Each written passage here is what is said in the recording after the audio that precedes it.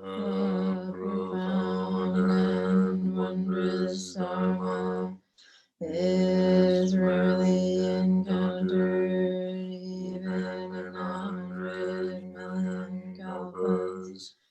Having it to hear, accept, and maintain, I taste the truth of the Tathagata's words. Good morning.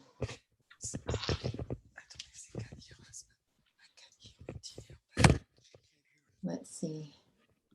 Give me a second. Ed May, you can mute yourself. Let's see.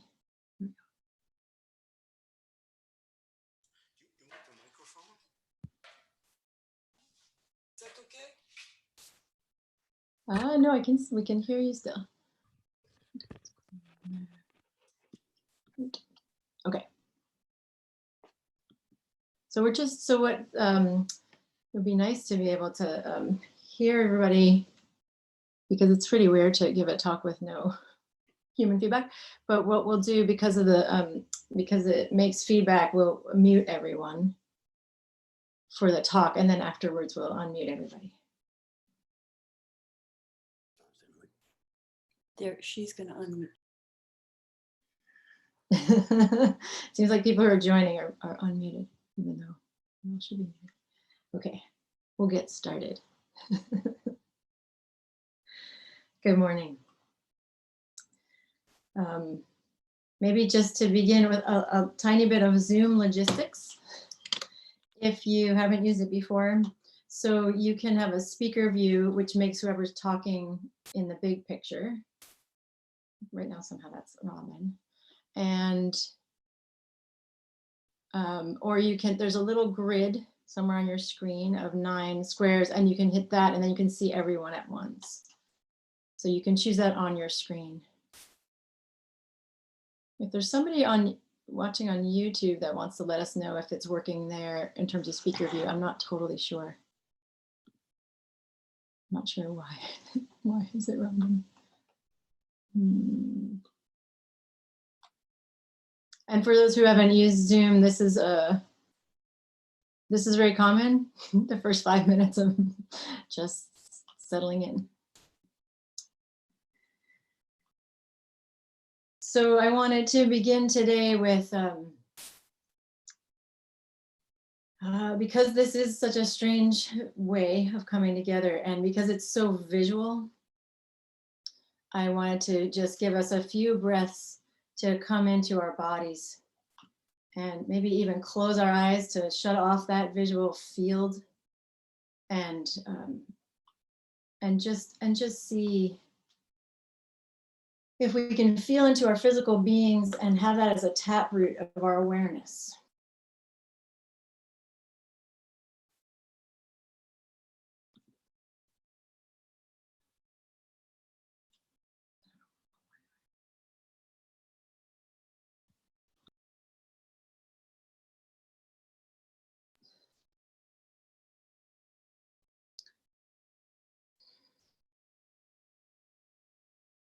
And I make this recommendation for all of our online encounters, actually, as much as you can before you get on the computer.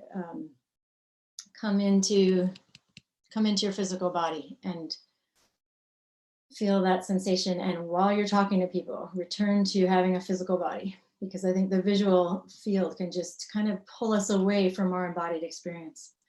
And in such a time as we are in, we need to be present in our physical form and in our bodies. We need to be grounded in our bodies.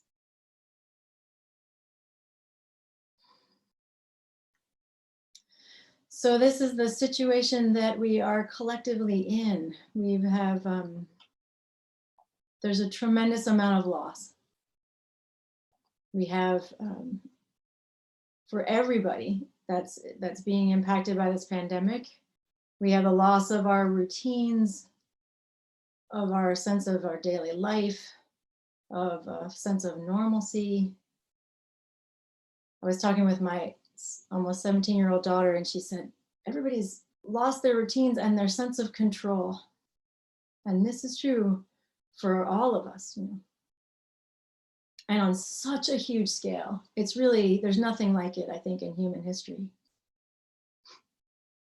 We also have lost, these are a little bit subtler, maybe, but they might also be vivid for us in certain moments. We've lost a feeling that we can make plans for ourselves.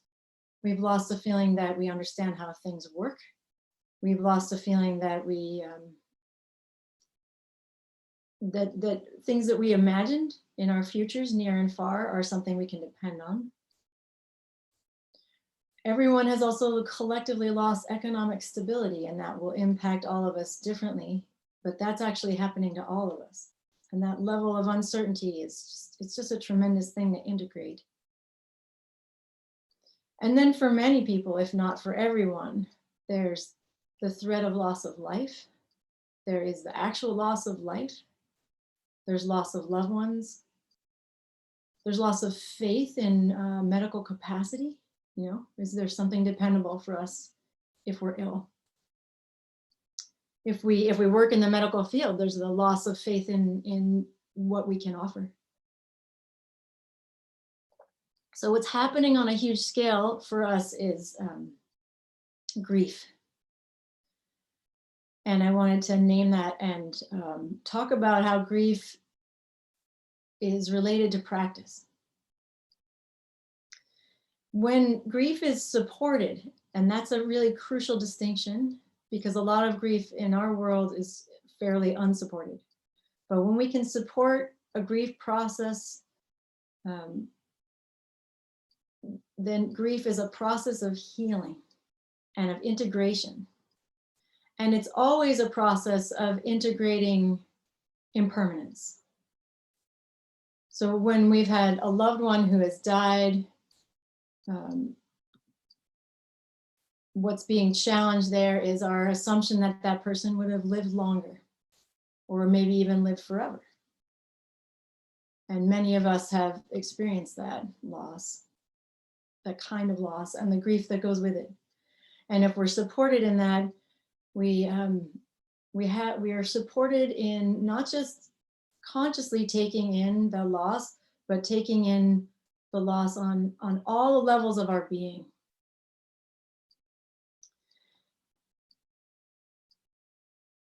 And this is ultimately the work of a bodhisattva. Integrating the impermanence of things is the practice of wisdom. So, painful as this situation is, we are in the midst of an extremely potent teaching about reality, about interdependence, and about impermanence. I just wanted to start more from my grief counseling training, naming what grief looks like. Because again, because it's somewhat unknown culturally, we don't always know what we're looking at. So over the past few weeks, I've been watching this for myself, actually. I've been through a number of pretty intense losses, and so grief is familiar territory. And it took me a couple of days to feel like, oh wait, I know what this is. Oh yeah, this is grief, and it shows up variously for each of us, depending on the loss histories that we've had.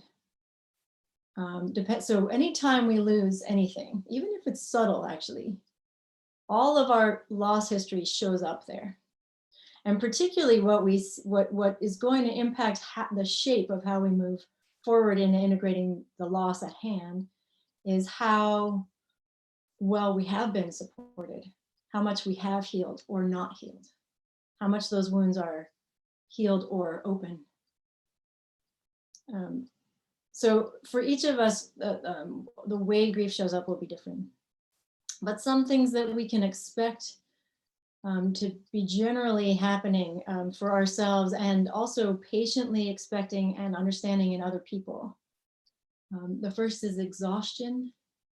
Grief, like all healing processes, takes a ton of energy. And it's happening on many, many levels. So we really, it's exhausting. I feel like in October when we had the evacuations and most of Sonoma County was in this disrupted state, there was like this, for me, it was like this dress rehearsal for what we're going through now. And I remember being very conscious of like watching what was happening for myself and for the people around me. And exhaustion was a very big feature of the disruption of daily life. And not fighting that seemed to be a crucial element of supporting the process of loss that was happening. Another thing that we need to know when there is loss and grief is that we have in what we call cognitive impairments. It's very difficult to focus. It's very difficult. We often have memory loss and like trouble remembering things correctly. It's difficult to make decisions. Like going to the grocery store is terrible. There's too many options. It's hard to kind of focus and think about what you need. When I've done grief counseling, some of the things we do often kind of throughout grief counseling, but always in the beginning, is to help people understand, like, these are the ways that you get impacted by grief.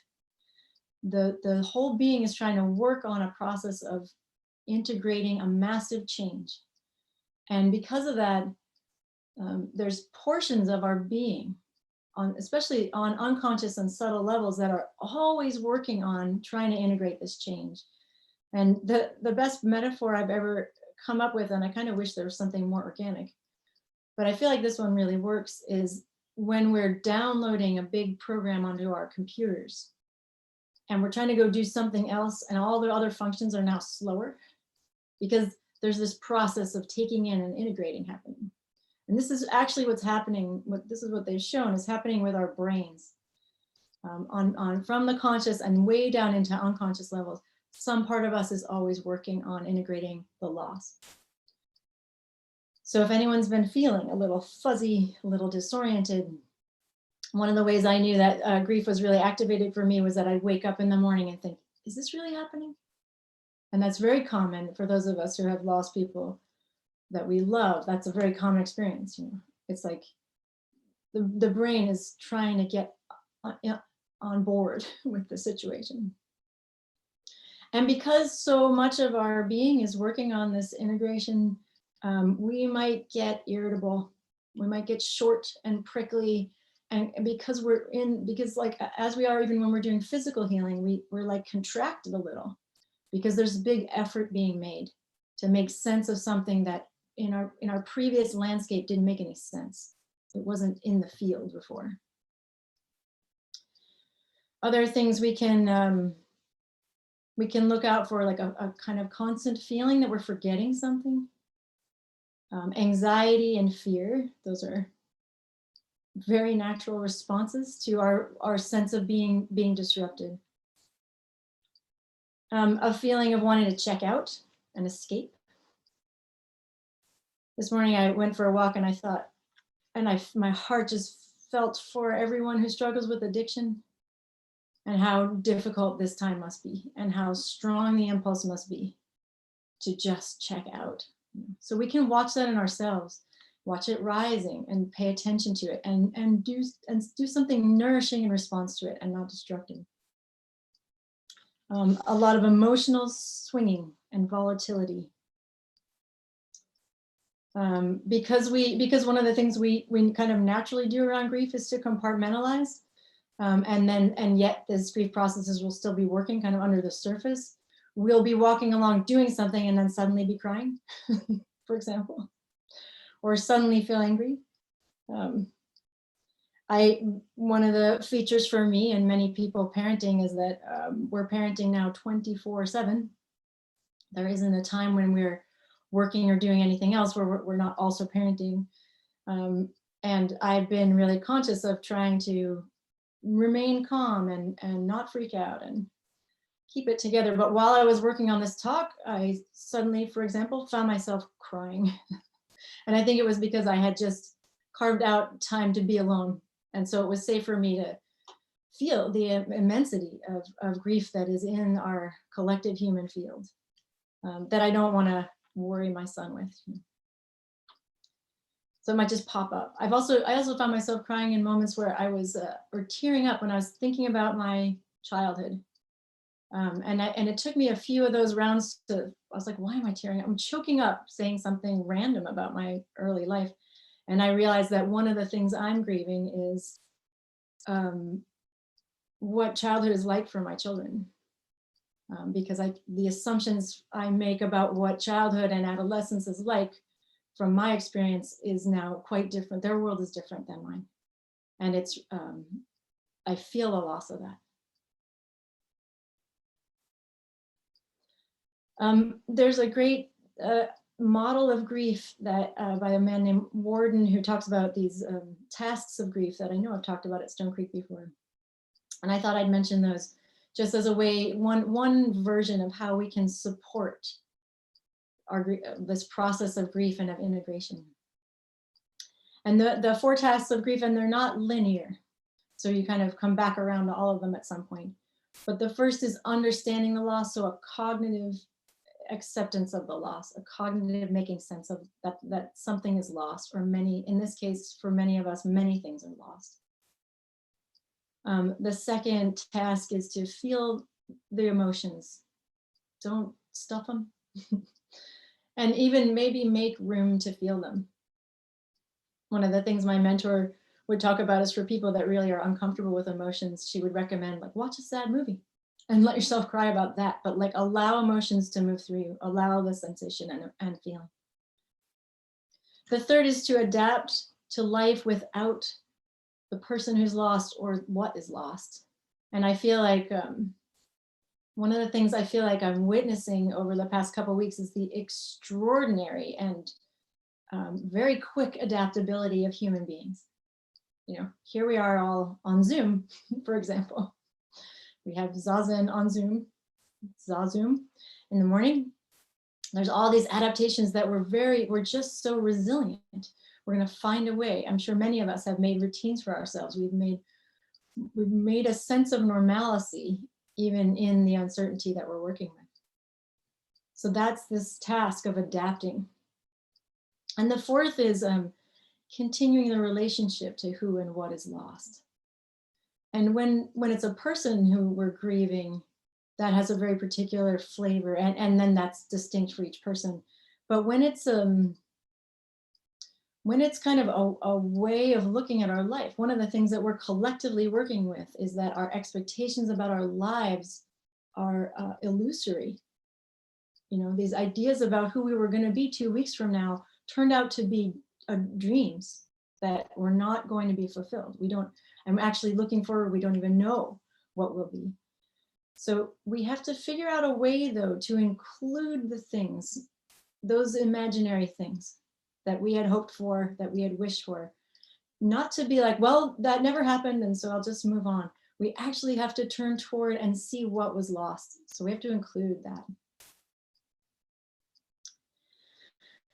So how we can, because we want to be healthy, because we want to be available and present to this world, we actually want to grieve fully. We want to support ourselves and those around us to do this process of integrating the impermanence of our reality. So what we want to really, I think the first way we can be supportive that way is to understand that we don't just do this with our minds. With something like COVID-19, it's not just unknown to us, those of us who are not medically trained, it's unknown to the world. It is unknown to humanity, right? Like, it's a novel virus. There just isn't that much known. And it's such a natural idea that if this uncertainty is unsettling, to just learn a bunch about it, you know? And it's a somewhat helpful impulse, you know. But in terms of being healthy in response to this, we need to understand that we need to do this cognitive work of taking in what's changing and what's different and what we need to know. And that's actually just the tiny superficial top slice of what's happening. That integration of loss and impermanence actually has to happen all the way through the being. So I think it's okay to go ahead and learn what we need to learn and think about this and think about that change. Hear others, hear the stories of other people. It's super important to feel that connection. And to hear about what's happening in other countries and make sense of what is coming here. But I think it's also really important to do the things that nurture our soul and our bodies. So allow a kind of absorption and a kind of understanding on the physical plane, which may involve a lot of allowing of feeling, allowing of sensation. And then allow it on the heart level, let in that pain. Let in, I think it is, as practitioners, we really could easily jump to, well, okay, that plan I had to go somewhere in September, that was never real, or whatever that, we can leap over. We have to let the heart also adjust. We have to let the soul adjust. We have to let the psyche adjust. So we have to actually value, to have a healthy process here, we have to value things like good food, good sleep, exercise, being in nature, not being in front of a computer, being quiet, and being still, listening to the sounds of spring, feeling the rain on our face, these kinds of things. It can seem there's such a urgency because it's so bad what's happening that we can feel like I got to do something, but we also have to find the wisdom of allowing ourselves to not do and to sit quietly and to allow even ways that we don't know to soak in what's happening for us.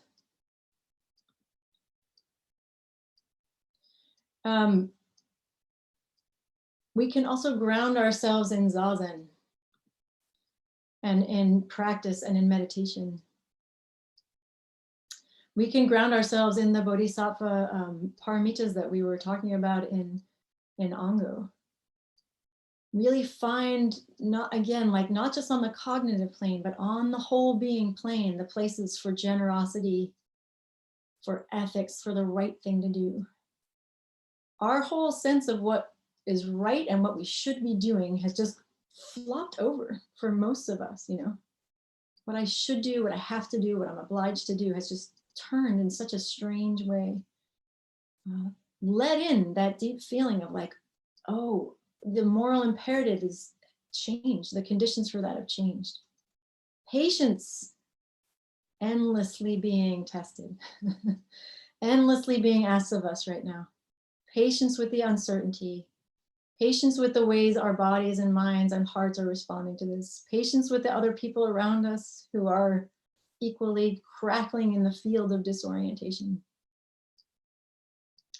Diligence, not giving up hope, not giving up our effort, not giving up our sense of joy, not giving up our sense of relationship, not giving up our sense of commitment to practice.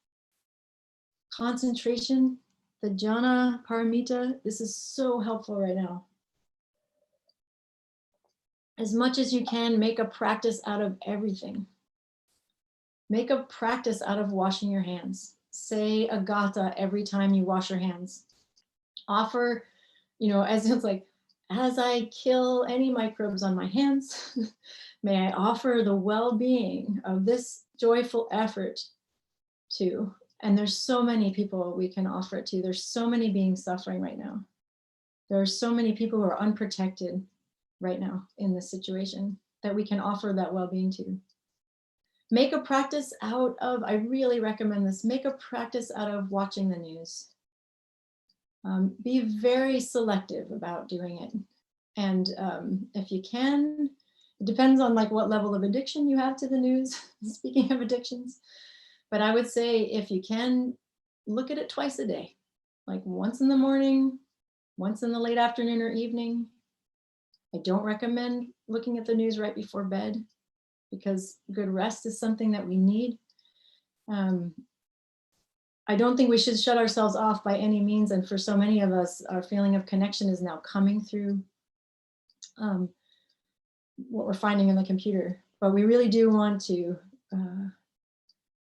be careful and guard what we're taking in, so that there is, again, so there's levels to take in, and there's a possibility to take in at all these different levels than simply with the brain and the mind. And the last thing I would say that could be really supportive for us collectively is to be very conscious and guard against issues of mental health. If we have a tendency, for example, if we have a tendency for addiction, watch how that's showing up. If we have a tendency toward depression, watch how that's showing up. If we have a tendency towards obsessive compulsive behavior, watch how that's showing up. I was watching myself actually have these like twinkles of agoraphobia. Just, I'm not agoraphobic. I've never been agoraphobic. I like being around people, but this almost this feeling of that the world outside is threatening. And if we're not watching carefully, that can start to trickle in again on these more and more subtle levels. And pay attention for the ones around us that we love. You know, if we know that people struggle with mental health issues, reach out to them and stay connected, and understand that everybody's being is being ultimately taxed by this situation.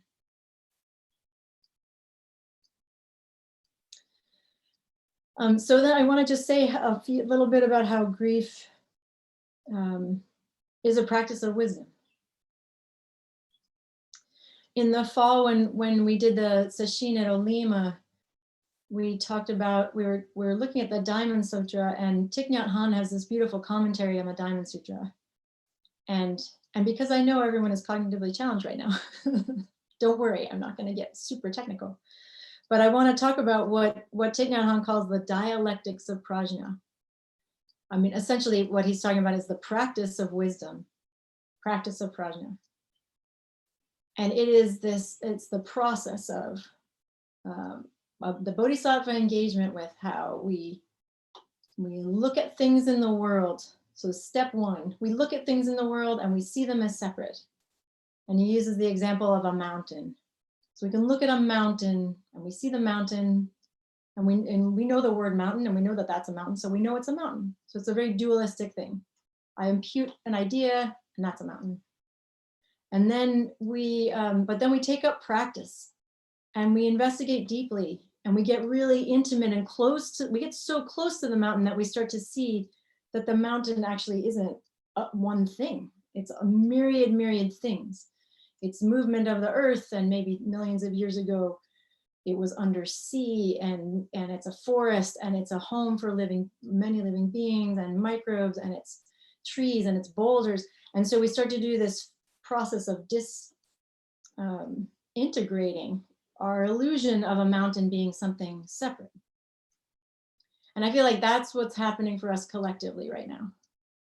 We're like the goo in the butterfly's chrysalis. You know, there was an idea of a caterpillar, it went in the chrysalis, and now it's mush.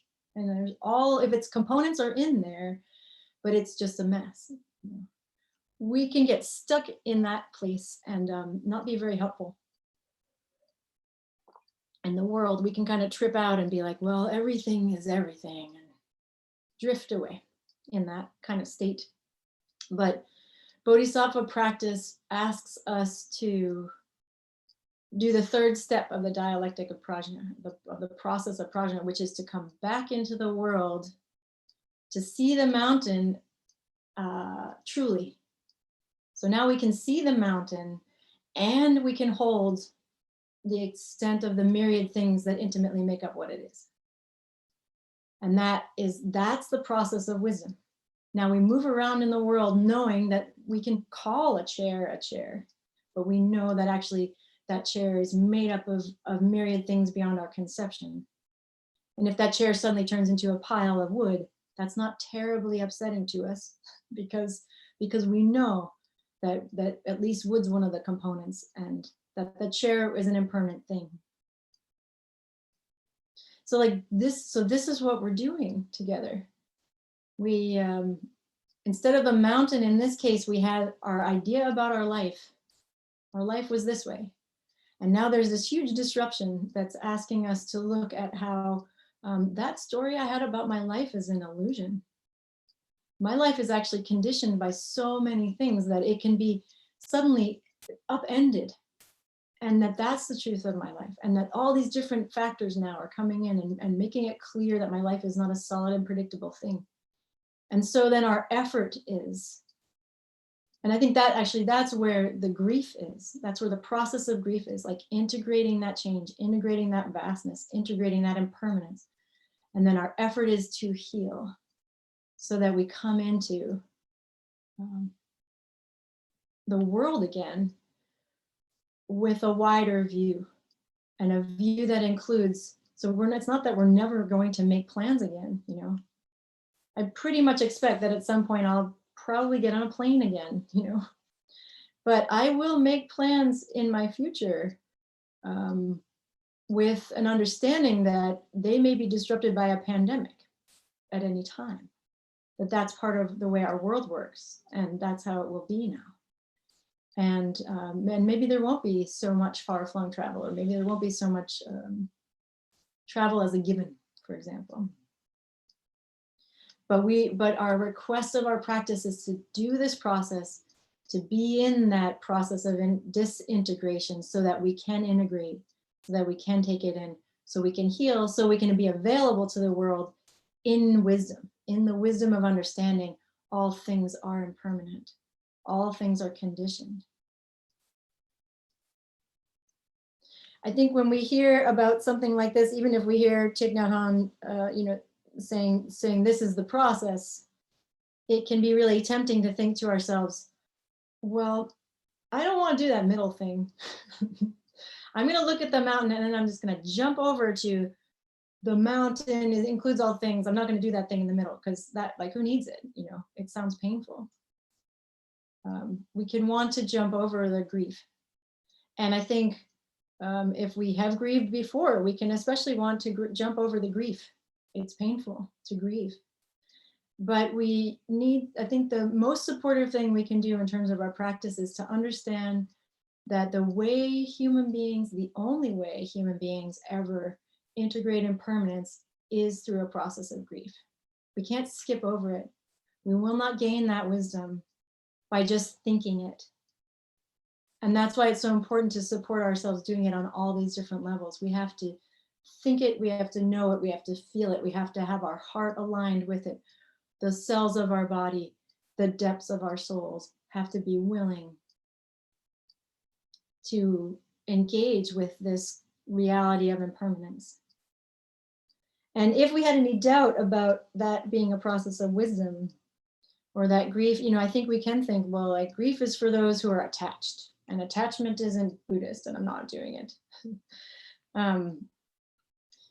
There's this wonderful story about the Buddha from a Pali Sutra, so way back in our tradition. And the story is that the Buddha knew he was dying.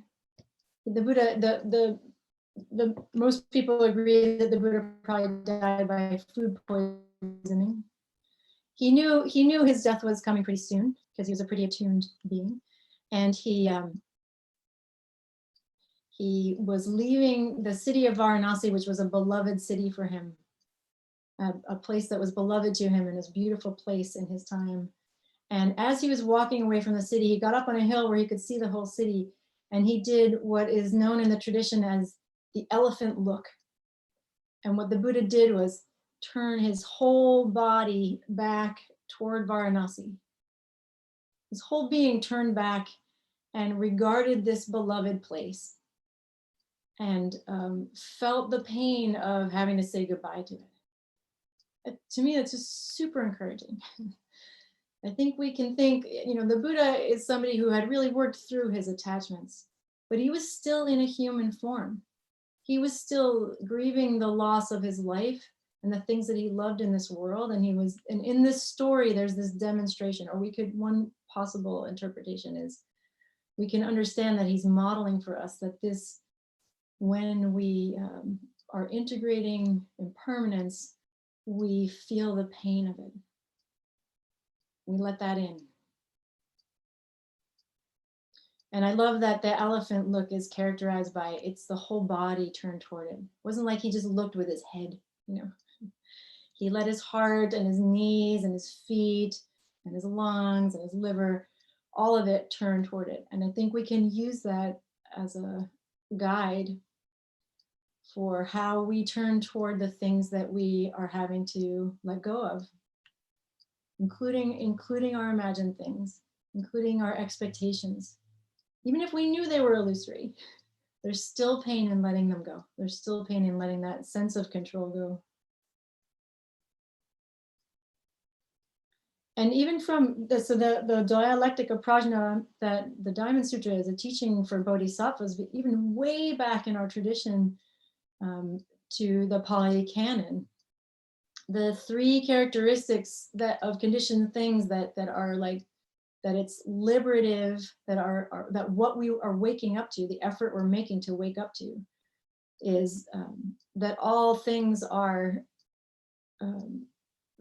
contain suffering, that they're impermanent, and that they have no self, or that they're conditioned by other things. So our effort right now is, our effort to kind of make sense of our lives right now is actually aligned with like the historical practice of Buddhism throughout its history.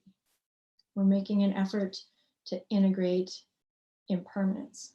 We're making an effort to integrate the conditioned reality of things, the way that nothing has its own self, and so other things come in and impact it. And we're making an effort to integrate the suffering that comes with that. And bodhisattvas in relationship to these things, in bodhisattva's relationship to the unexpected and to uncertainty, I would say, has three parts. The first two are, bodhisattvas are ready. They expect things to be unexpected because of understanding that things are conditioned. They are willing to feel the suffering that results from impermanence and conditioned reality. There's a part of me that, there's part of lots of people, I can hear it everywhere I go, like there are beneficial things happening right now. People's resilience is extraordinary. People are coming together in different ways. The lack of smog over many cities, that's a wonderful outflow of this terrible situation. People slowing down is a wonderful outflow of this terrible situation. But I really don't want to leap into positive things and silver linings, because there is going to be so much pain. And I feel like we need to be really grounded in the reality of that. I keep thinking about the children in detention centers and immigration detention centers, who are like my kids, feeling, and like everybody's kids, feeling this disruption and feeling all this confusion and uncertainty, and feeling the anxiety of the adults around them, and are denied the possibility to be with the people who could comfort them. Those kids are in my mind a lot. And I'm thinking a lot also about medical workers, and actually lately I've been praying to try to help share the burden of pain that people who are in the medical field have when they're having to make decisions to let people die. Because I think it's just an unbelievable psychic pain to have to deny someone care when you know it could save them, but you don't have the resources to offer to them. And you have to make the decision to offer to someone who may live longer. That is an incredible amount of pain in our world right now. And on some level, we all feel it. And there's just all the loss that's already happening. And there's all the fear that's very real right now. And there's all the loss that's coming. I feel like there's a physical loss, but then the outflows of the economic impacts of this will be pretty devastating. But these processes of loss are painful. Losing our stability is painful. Losing a world that makes sense to us is really painful. May there be some good that comes from it. May there be a lot of good that comes from it. And may we not jump there and ignore the tremendous amount of pain. May we be willing to feel the pain that's here with us. And I think the last thing that bodhisattvas are in the face of uncertainty and the suffering of the world and impermanence is able. We're ready as bodhisattvas. When we inhabit, it's not that bodhisattvas, it's not that we are or are not bodhisattvas, and it's not that bodhisattvas are or are not us. When we stand in our bodhisattva being, we are ready for the impermanence. We are willing to feel the pain of that suffering, and we are able to engage in the world with wisdom because we have done that work of grieving, because we have done that work of integrating the impermanence. We understand the mountain to be the real mountain. We understand the expectations of our lives to be the real expectations of our lives, which means we understand them to be illusory, even while we have them. We understand our plans to be illusory, even when we make them. We understand the people around us to be impermanent, even while we dare to love them. And our world needs bodhisattvas now tremendously. We need this kind of bodhisattva stability so that we can move forward together in genuine freedom. The places where our losses are not integrated and not healed are places where we are caught and we're stuck and we're not free. So we make this really tremendous effort together now, and we support one another in it so that when we meet this unknown that lies ahead of us, we will do that with skill and presence and the fullness of our beings turning toward it and freedom. Thank you.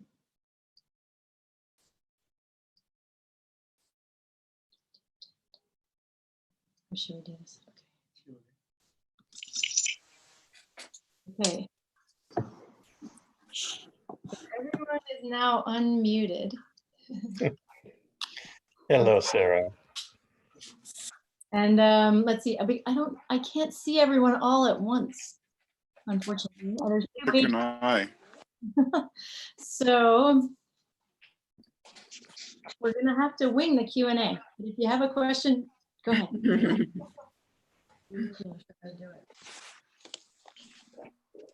Well, Sarah, this is Dave, and your talk is a gift, and it touches my heart. Thank you for this.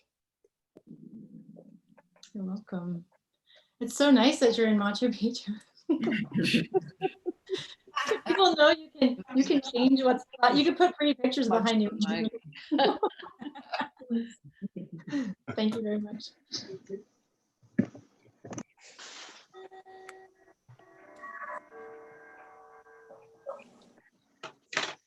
Is there other questions? Other thoughts, comments, reflections? I want to say something. I totally, first of all, I want to echo what David just said about this is really way better than nothing as an alternative. So thank you so much. And the whole aspect of feeling grief and allowing that sorrow and not jumping from the mountain to the mountain without the middle part, that part of your talk. And I also just want to say that like on the Facebook page, Corinne posted what is your biggest challenge and what is a bright spot? Mm-hmm. So even as we're processing and feeling this tremendous arc and learning and integrating all of it, I think that maintaining consciousness of that, what is the bright spot, not to be falsely hopeful, not to be a Pollyanna, not to dismiss anything, but it's super important. Yeah. Because it is a wholeness and there are amazing things happening. There are dolphins coming into the lagoons in Venice, and the animals are coming back as we step back. So I think that I just wanted to say that because I don't want that bright spot, that bit of, we don't know what the next moment will hold. And that is the essence of hope, to get lost. So thank you. Thank you. It's reminding me of something that got live edited out of my talk, which is Another way that we support ourselves when we're grieving is to actually actively seek, find, allow, and open into moments of joy. Yeah. We actually have to, it's like we have to cultivate joy as a process of resilience. Yep. And we have to lean into it. Linger there a little bit. That's not turning away. That's also including the wholeness of our lives. And the capacity for joy is also going to be extremely useful in the freedom to move forward. It's so Sarah? lovely to see all of it. Yes. Liz? I just thank you for the talk, and it's a lot to reflect and absorb. And I just want to say how great it is to see everybody that's here, It's really and then to note that those of us who don't have Wi-Fi or are not tech savvy enough to kind of get online, that we might be aware of those people in our Sangha that sit with us or sit next to us where we know their names, but I might not know the names of people sitting way across the room, or newer people, but that we should try to reach out to those that we're aware of or know the name of. And we have, like, some people might not have a directory. And maybe you could point out that maybe we could send people directories or remind us that we have them, or call one of us who could look up the number. Anyway, just to reach out. Yeah, I'm resisting the urge to say, oh, they could email us, but I see what you're saying. People don't have that capacity. No, I talked to Angie. Angie, yeah, that's the person who comes to So she has Wi-Fi by walking down the road and sitting on somebody's porch in the middle of the night. So just be aware, that we're of our whole community. And of the many people who don't have the privilege of access to online connections with people, and that increasing a lot of people's isolation and disconnection. Dojin, this is Donna. Donna. Thank you for your talk. It was beautiful and so important in such a big way. And you said so many important things. And I hope to share it with some of my friends who are not part of this community and not even in this area. But I also want to acknowledge how important it was for me to hear you acknowledge the sadness, because what I'm tending to feel is a lot of anxiety and a lot of changes as I'm still working. I'm working at home, and just this whole shift in how I do my work. And so that's where I go. I go to work, and that's what I do. That's the kind of person I am. And so hearing you say about the sadness that we're all experiencing and the losses was really, really helpful. Thank you so much.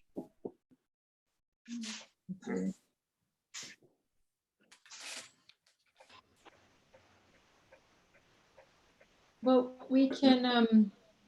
Dojin, can I say something real quick? This is Yeah. David.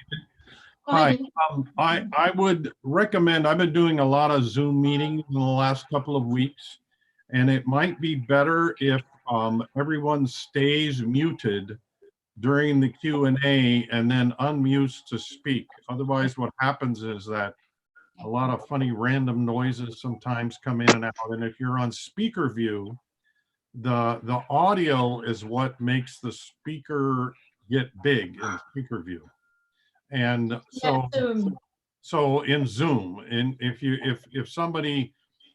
you're talking and I have you on speaker view and then somebody coughs or whatever, the dog barks around their house. Yeah, so to do that, we would have to. Then the video goes to something else. So if you just leave everybody muted, and then we can unmute ourselves. But people have to understand how to do that, and it's in a different place, whether you have a computer or an iPad or an iPhone. So that's something we might want to explore in the future. Okay. Yeah, I was gonna say that in the announcements that we'll do that. So that Okay. everybody needs to understand. So I'll try it now. And then when you want to talk, you unmute yourself. So, okay. So now if you want to talk, can everyone figure out where, so you have to find the little microphone icon and hit it if you want to say something. And several people can do that at once. Does that make sense to everyone? Yeah, I think it's a great suggestion. I want to put a plug in for the speaker view as well, because it's lovely to have the gallery view with everybody sometimes, but the speaker view feels more intimate because then it's like they're an actual sized person in front of you. Yeah, and so I think that's a great idea. And that's everyone's choice as well. It's that grid. If you're in speaker view, it's a grid, and if you're in the grid, you hit the thing that says speaker view and go back and forth. Were you all able to see me during the talk? Or Yes. maybe it depended on what you had. Can I say that the microphone is over on the lower left-hand side? I mean, I'm looking at this going, Rich, where's the microphone? And it's down, if you're looking at the big picture, it's over on the low, you guys, it's down on the lower left. I think And it can That's vary only on a depending on what computer. device you're on. if you're on a big one, there it is. It's to mute it. It's kind of contrary, isn't it? I mean, to mute the mic, to mute yourself, you hit the microphone. Microphone. Mhm. It's just the on-off button. So you are muted now. I am muted now. You are Okay. not muted. No, I can hear you, Bob. We can hear you. So I think what we'll do is oh, David just disappeared for a second. What we'll do is we'll mute everybody for the chant. And then if you have announcements, we'll do announcements. And then if you have a little time to stay after, what I can do from here is put everyone into small group, into what they call breakout rooms. So you could just say hi to, it'll be 4 people. How many people are here?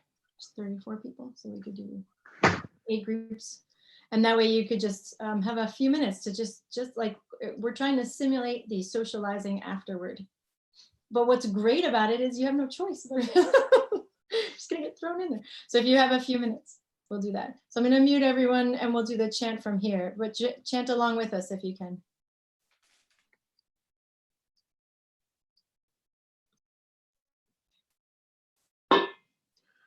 For great Bodhisattva vows,